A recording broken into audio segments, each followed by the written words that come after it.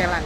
Jumlah korban longsor di Kabupaten Pesisir Selatan Provinsi Sumatera Barat ini terus bertambah setelah 6 orang dinyatakan masih dalam pencarian. Selasa petang tim SAR kembali menemukan 1 jenazah korban. Total jumlah korban tewas telah mencapai 31 orang.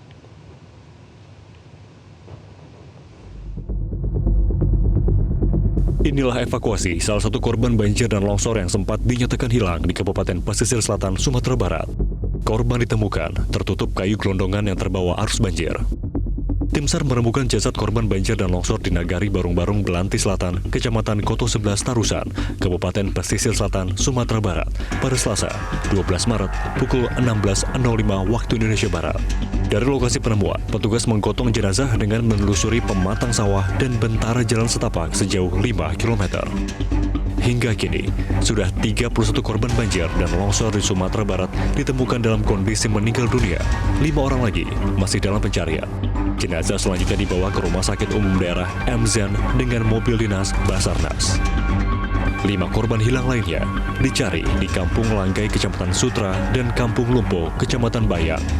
Perkembangan operasi SAR di Kabupaten Pesisir Selatan di hari ke-6 pada pukul 16.00 tim sektor Koto 11 Tarusan berhasil menemukan korban dengan jenis laki-laki dan sudah kita evakuasi ke rumah RSUD MZen di Painan. Dan untuk sektor di Kecamatan Bayam hasil masih nihil, dan untuk di sektor Kecamatan Tarusan hasilnya juga masih nihil. Bencana alam di Kabupaten Pesisir Selatan Sumatera Barat mengakibatkan sebanyak 1.584 rumah rusak diterjang banjir bandang dan longsor pada tanggal 7 Maret lalu.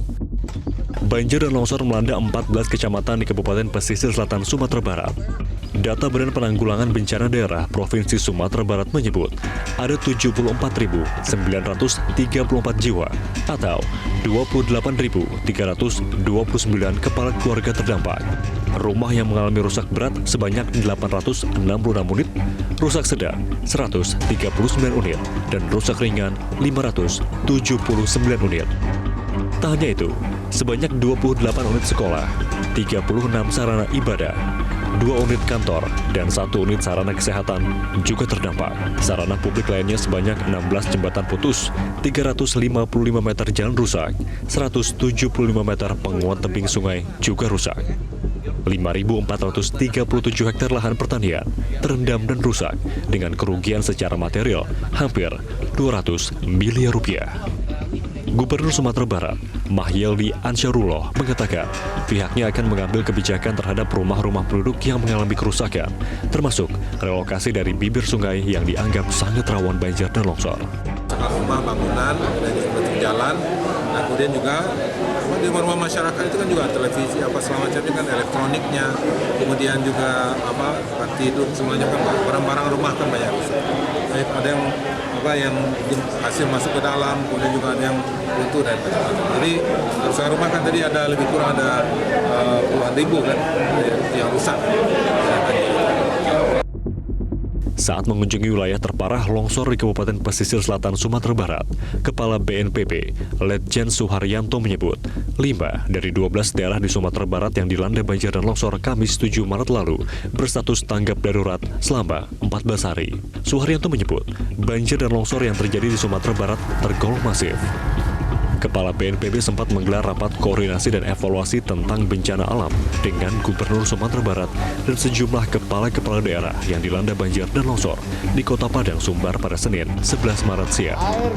Penetapan masa tanggap darurat bencana selama 14 hari terhitung sejak tanggal 10 Maret 2024. Mudah-mudahan tanggap darurat ini bisa selesai dalam waktu yang tidak terlalu lama dan berbarengan dengan penanganan korban yang terdampak di kebutuhan dasar. Ini juga secara paralel kerusakan baik rumah masyarakat, aset-aset masyarakat maupun infrastruktur ini pun kita perbaiki secara bertahap.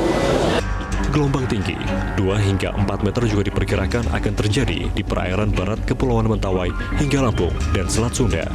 Ini sebenarnya Indonesia masih dalam periode musim hujan beberapa wilayahnya, gitu. Jadi masih potensial terjadi hujan dengan intensitas yang tinggi dan berdurasi panjang. Jadi tapi dalam waktu rentang 3 hari hingga seminggu ke depan, beberapa wilayah tersebut yang cukup potensial untuk terjadi hujan dengan intensitas tinggi.